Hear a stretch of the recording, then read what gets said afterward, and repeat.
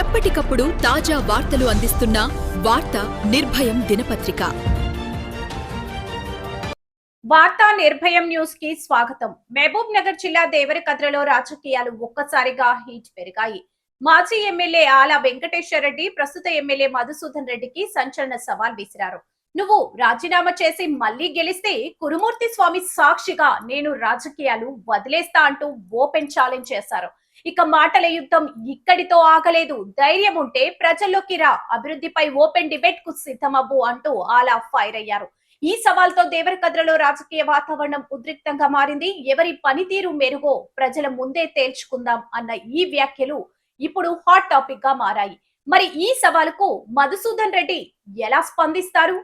దేవరకద్ర రాజకీయాల్లో ఇంకేం మార్పులు చోటు చేసుకుంటాయో చూడాలి. ఇదే తాజా అప్డేట్.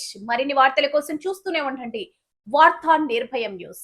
చెప్తా ఉన్నాయి ఇలా 24వ తారీఖు నువ్వు 1వ తారీఖు వరకు టైము, నువ్వు ఏ టైము కురుమూర్తి దగ్గరికి వస్తా అంటే ఆ టైంకు నేను రానికే రెడీగా ఉన్నా. నువ్వు ఎమ్మెల్యే బిజీ ఉంటావు కాబట్టి టైం నీవే చెప్పమంటున్నా.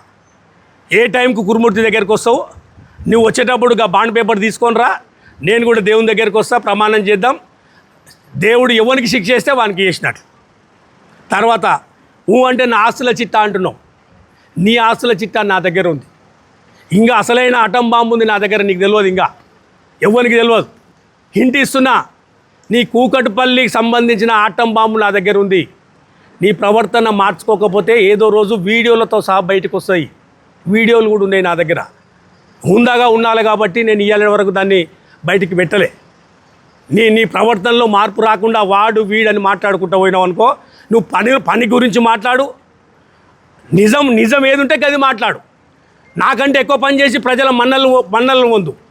అంతే తప్ప నల్లమట్టిలో కరప్షన్ చేసి నేను చెప్తున్నా కదా, ఓపెన్గా దేవుని మీద ప్రమాణం చేస్తాను. ఇవాళ ఇసుక దోపిడీ నువ్వు చేస్తున్నావా, మీ నాయకుల, మీ కార్యకర్తల, మీ తమ్ముడా, మొత్తం నియోజకవర్గానికి తెలుసు. నువ్వు నేర్చుకునేది ఒకటికి 10 సార్లు అబద్ధాలు చెప్తే ప్రజలు నమ్ముతారని నమ్మించినాం మొన్న ఎలక్షన్లో. మేము నిజంగా పని మీద నమ్ముకున్నాం, మేము దాని మీద కాన్సన్ట్రేషన్ చేయలే. కానీ ఇవాళ చెప్పాల్సి వస్తుంది కాబట్టి ఇలా ప్రజలకు క్లారిటీగా అన్ని విషయాలు చెప్పినాం. మా కార్యకర్తలకు కూడా అన్నీ తెలిసి ఉండాలి, నియోజకవర్గ ప్రజలందరికీ తెలిసి ఉండాలన్న ఆలోచనతోటే ఇవాళ ప్రెస్ మీట్ పెట్టి ఇవాళ ఇన్ని విషయాలు మీ అందరికీ చెప్తా ఉన్నాం. ఇప్పటికైనా హుందాగా మాట్లాడవనే నేను మధుసూదన్ రెడ్డి గారిని కోరుతా ఉన్నాం. 2.5 సంవత్సరాలు అయ్యింది, ఇంకా 1.5 సంవత్సరమే ఉంది. 28 వస్తే ఎలక్షన్ ఇయర్లకు పోతాం. కానీ ఏది చేసుకున్నా గీ 1.5 ఇయర్లనే. 5 ఏళ్ళ తర్వాత ప్రజల మధ్యలోకి పోతే నేను ఇయ్యాలటికి ఏ ఊరికి పోయినా కూడా, ఏ మండలానికి పోయినా నేను ఏం చెప్పినా అన్నది నోటి మీద నాకుంది, నోటి మీద మా నాయకుల దగ్గర ఉంది. ఏం చేసినాము అనేది మీ దగ్గర ఏముంటుంది?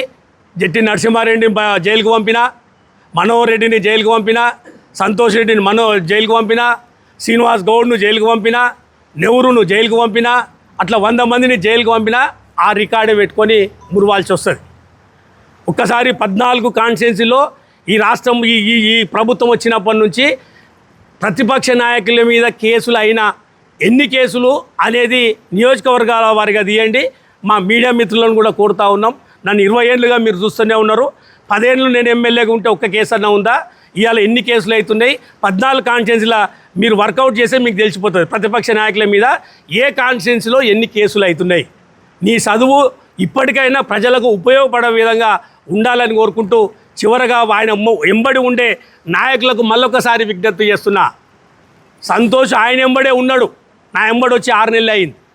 కానీ ఆయన ఎంబడి జరిగినప్పుడు జరిగిన కేసులను బయటికి తీసి లోపలికి వేసిండంటే ఇవాళ మీరు కూడా ఏదో రోజు అదే గతి పడుతుంది. జాగ్రత్తగా ఉండండి. ఎక్కడో అక్కడ ఆయన ఎంబడే ఉండండి. మా రమ్మని అంటలేం, కానీ మీకు కూడా తప్పనిసరిగా ఏదో ఒక రోజు అదే పరిస్థితి వస్తుందని తెలియజేసుకుంటూ